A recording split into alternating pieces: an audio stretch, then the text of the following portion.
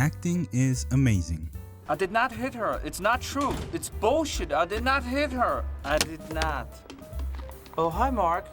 Good acting pulls you into a story. Great acting transports you to a different world entirely. But once in a while, there are performances that are even more powerful, changing the way we see the actor as a person.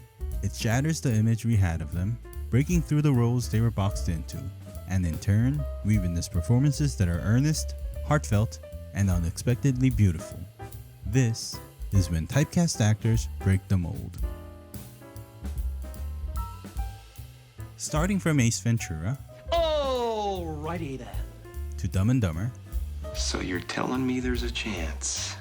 to The Mask,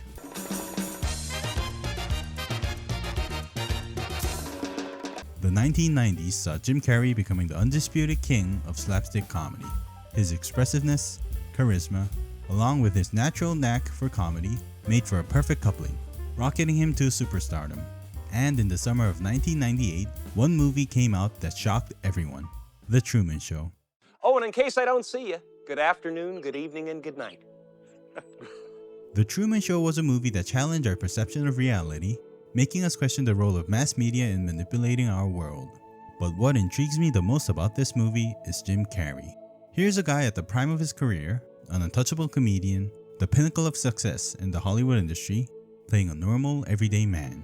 This guy is a real person who wants to be loved and, has his problems.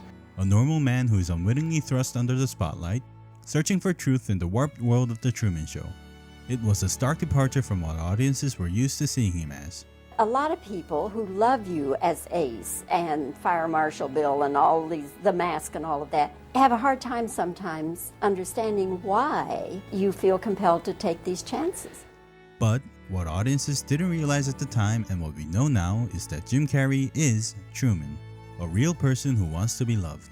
Someone who, under the lights and the cameras, the glitz and glamour, is still searching for his meaning in this world. I was a little kid, and I would sit there and I would try to figure out what it meant, what it was all about. Through this movie, Jim Carrey goes back in time to when he was still a normal guy. And with Truman's search for reason, we see him ask himself the same question: what is this all about? Who are you? I am the creator of a television show that gives hope and joy and inspiration to millions. Then who am I? You're the star. Was nothing real? You were real. It's hard to find a more divisive actor than Adam Sandler. You either love him or hate him. To his fans, he's a great comedy actor with hidden dramatic gems like Punch Drunk Love and Reign Over Me. To his critics, he's an unfunny man-child whose dramas hit just as flat as his worst comedies. For me, he's always been somewhere in the middle. I enjoyed some of his comedic roles, but never really loved any of them. His dramatic ones were okay, but they never hit the highs that other comedy actors in dramas like Robin Williams or Jim Carrey hit for me. For me, he was always that guy in a bunch of dumb comedies. That is until Uncut Gems. In Uncut Gems, Sandler plays Howard Ratner, a walking, talking disaster. Hey, get the fuck out! I don't want to watch. You just gave it to me with the money on me. Shut the fuck up! A man living each day like his last in the worst possible way. He's always chasing the thrill of the bet. Holy shit, I'm gonna come. Digging himself into a deeper and deeper hole with each step. And Sandler's performance is absolute perfection. His chaotic energy present in every one of his comedies fits like a glove. It's no wonder the Safdie brothers worked on this movie for so long with only one actor in mind from the very beginning. And in this pivotal scene, we see why Howard does what he does. His bets. What do you know? I don't know, I just know. Well, I'll tell you what I know. That's the dumbest fucking bet I ever heard of. His lies. My guy at the AGL says 500 just based off the pictures. The pain. Everything I do is not going right. I don't know.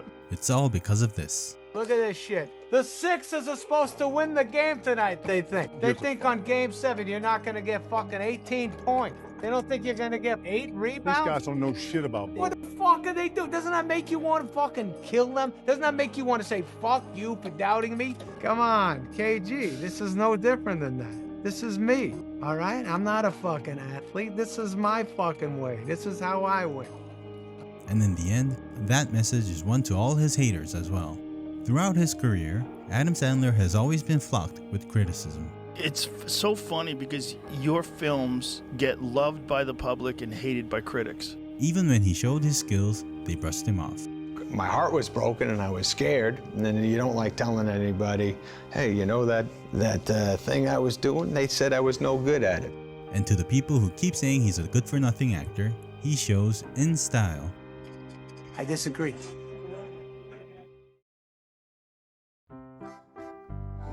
The boy who lived. The chosen one. Harry Potter. For an entire generation, Daniel Radcliffe was Harry. Aside from maybe Mark Hamill, no other actor is more synonymous with a single character. To this day, there are people who still know him as just Potter. Which is why when this trailer hit in 2016, most people laughed and brushed it off. I know this because I was guilty of the same thing. Seeing him in such a ridiculous role, I automatically assumed some studio was trying to cash in on Harry Potter nostalgia and didn't even give it a second thought. It was only after years later, watching it for myself, that I realized just how wrong I was. Swiss Army Man is one of the most creative, funny, and heartfelt movies I've ever watched. And the performances of Paul Dano and Daniel Radcliffe are absolutely top-notch.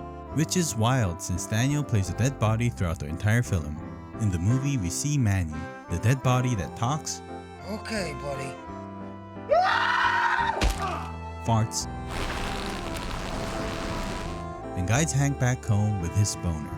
Manny, I think penis is guiding us home. As ridiculous as the premise seemed in the trailer, that was only scratching the surface of just how weird this movie would be. And yet, the movie isn't weird just for the sake of being weird. The whole movie is about how shame and self-doubt stops us from loving not just others but ourselves as well. Through Manny, we see how we don't have to be ashamed of who we are.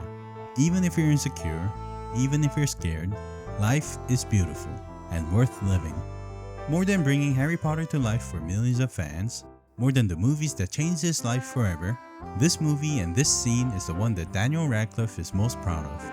If there's one scene that I could pick from everything I've ever done to just be the thing that lasts after me, it would be the scene on the bus from Swiss Army Man. I want this to stop. Is it not working? No, she's too beautiful. And watching him fart off into the sunset, I get it. In this strange and often scary world, if a corpse can learn to love life, then maybe so can we. In my previous video, I talked about how the reason these actors take these roles in my mind was to prove that I was wrong. I said this because that was what resonated with me more than anything. The thing is, that's probably not the only reason why they do it. Heck, it might not even have crossed their minds. But for me, that's the beauty of cinema. But isn't the point of art less what people put into it and more what people get out of it? Every movie and every performance can mean something completely different to the person watching. And whatever these performances meant to you, whether it moved you, inspired you, or made you see someone in a new light, I just want to say thank you for watching. And thank you for all your wonderful suggestions. This series has been my favorite one to make by far, and if you want to see more, don't forget to hit the like and subscribe. That is it for today, and I'll see you in the next one.